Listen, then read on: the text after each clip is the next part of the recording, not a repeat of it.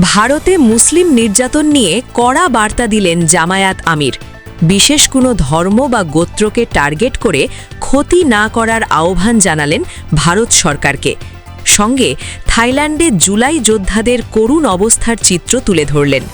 Japan সফর শেষে বিমানবন্দরে বিস্ফোরক প্রেস ব্রিফিং করলেন ড শফিকুর রহমান। আজ শনিবার ৯ মে জাপান ও থাইল্যান্ড সফর শেষে দেশে ফিরলেন বিরোধী দলীয় নেতা ও বাংলাদেশ জামায়াতে ইসলামের আমির ড শফিকুর রহমান। হজরত শাহজালাল আন্তর্জাতিক বিমানবন্দরে আয়োজিত প্রেস ব্রিফিংয়ে তিনি একের পর এক গুরুত্বপূর্ণ ও বিস্ফোরক বক্তব্য দিলেন। ভারতে মুসলিম নির্যাতন, থাইল্যান্ডে আহত জুলাই যোদ্ধাদের করুণ অবস্থা, জাপানের সঙ্গে সম্পর্ক, দেশের আইন শৃঙ্খলা পরিস্থিতি সব বিষয়েই তিনি কথা বললেন অত্যন্ত স্পষ্ট এবং সাহসী ভাষায়।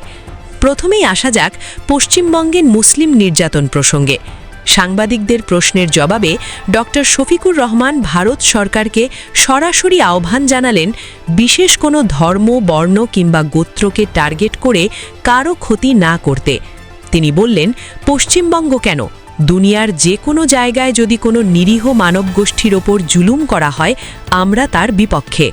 মজলুম যেখানেই থাকুক আমরা তাদের পক্ষেই থাকব। তিনি আরও মনে করিয়ে দিলেন যে ভারতের সংবিধান ধর্মনিরপেক্ষ, তাই সেখানে সকল ধর্মের মানুষের ধর্মীয় ও নাগরিক অধিকার ভোগ করার পূর্ণ এখতিয়ার আছে। প্রতিবেশী ভারতের সঙ্গে সম্পর্ক নিয়েও তিনি কথা বললেন, প্রতিবেশীকে আমরা সম্মান করি, কিন্তু কোনো প্রতিবেশী আমাদের অপমান করবে এটাও আমরা চাই না। এই বার্তাটা অত্যন্ত স্পষ্ট। সম্মানের বিনিময়ে সম্মান, কিন্তু অপমান সহ্য করা হবে না। এরপর তিনি দেশের আইন শৃঙ্খলা পরিস্থিতি নিয়ে কড়া কথা বললেন। তিনি বললেন, সরকার এখন বেশি পলিটিসাইজড হয়ে গেছে। এই মুহূর্তে সবখানে দলীয়করণ বাদ দিয়ে দেশের মানুষের নিরাপত্তা আগে নিশ্চিত করতে হবে। নওগাঁ বা চট্টগ্রামের মতো জায়গায় যারা অপরাধ করে পালিয়ে যাচ্ছে তাদের বিরুদ্ধে ফেসবুকের যুদ্ধ বাদ দিয়ে বাস্তবে যুদ্ধ করতে হবে। এই বক্তব্যটা সরকারের জন্য একটা সরাসরি চ্যালেঞ্জ। এরপর আসা যাক সবচেয়ে হৃদয় বিদারক অংশে। জাপান থেকে ফেরার পথে ড শফিকুর রহমান থাইল্যান্ডে গিয়েছিলেন ৬৪ জন আহত জুলাই যোদ্ধাকে দেখতে। সেখানে যা দেখলেন তা ছিল অত্যন্ত করুণ। কারো হাড় নেই, কেউ প্যারালাইজড হয়ে গেছেন। এই মানুষগুলো দেশের জন্য লড়াই করে আজ এই অবস্থায়। তাদের এই কষ্টের ভাগিদার হওয়াকে তিনি নৈতিক ও রাজনৈতিক দায়িত্ব বলে মনে করেন। সরকারের প্রতি তিনি আহ্বান জানালেন আহতদের সুচিকিৎসা নিশ্চিত করতে, তাদের পরিবারের জন্য সাইকোথেরাপির ব্যবস্থা করতে। যাদের দেশে চিকিৎসা সম্ভব নয় তাদের বিদেশে পাঠাতে হবে। বিশেষ করে গুরুতর নার্ভ ইনজুরির রোগীদের সিঙ্গাপুরে পাঠানোর প্রয়োজনীয়তার কথাও তিনি উল্লেখ করলেন। এই আহত যোদ্ধারাও জানিয়েছেন সুস্থ হয়ে ফিরলে তারা জাতির প্রয়োজনে আবারও লড়াই করবেন। কিন্তু তাদের একটাই দাবি, গণভোটের রায় এবং জুলাই সনদ অক্ষরে অক্ষরে বাস্তবায়ন করতে হবে। কোনো ধরনের অসম্পূর্ণ বাস্তবায়ন গ্রহণযোগ্য নয়। এরপর আসে জাপান সফরের কথা।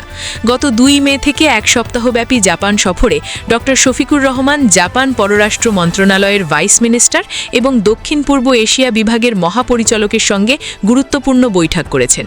শিক্ষা, দক্ষতা উন্নয়ন, বিনিয়োগ সহযোগিতা, দুর্যোগ ব্যবস্থাপনা, পানি সরবরাহ, রোহিঙ্গা সংকট এবং জলবায়ু পরিবর্তন নিয়ে আলোচনা হয়েছে।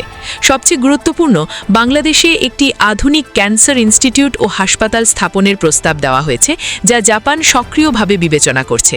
দেশে ফিরে তিনি আরেকটা গুরুত্বপূর্ণ ঘোষণা দিলেন। বললেন, বাজার পরিস্থিতি যাচাইয়ের জন্য তিনি নিজে পাইকারি ও খুচরা বাজার পরিদর্শন করবেন, প্রয়োজনে উৎপাদন পর্যায়েও যাবেন। এটা একটা সক্রিয় বিরোধী দলের নেতার কাজ, শুধু বক্তৃতা নয়, মাঠে গিয়ে দেখা।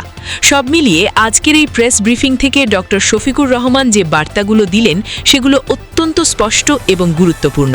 ভারতে মজলুমের পক্ষে কথা বলা, থাইল্যান্ডে আহত যোদ্ধাদের পাশে দাঁড়ানো, জাপান থেকে বিনিয়োগ আনার চেষ্টা এবং দেশে আইন শৃঙ্খলা নিশ্চিতে সরকারকে চাপ দেওয়া একজন দায়িত্বশীল বিরোধী দলীয় নেতা হিসেবে তার এই ভূমিকা অত্যন্ত প্রশংসনীয়। আপনারা কি মনে করেন, ভারতে মুসলিম নির্যাতনের বিরুদ্ধে বাংলাদেশের আরও সোচ্চার হওয়া উচিত?